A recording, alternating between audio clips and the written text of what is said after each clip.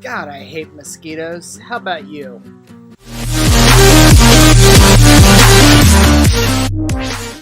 Hey guys, what's going on? Michael here. So today I am showing off the back porch. You can kind of see the white fascia board and the white columns that I got going on here, and then I've got a new crown molding. So it's still in progress. Like, I haven't trimmed out any of the columns. You can see the gap at the top, but it's coming along. So I decided that I wanted to deal with the old 1940s lead-based paint, and best way I knew to do that was to just encapsulate it. So that's what I've been doing, putting up these post wraps, and then the plan is to go back and do a screened in porch over the whole porch.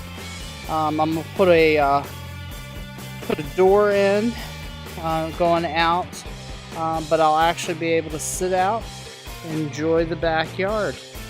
I'll put some videos of the construction,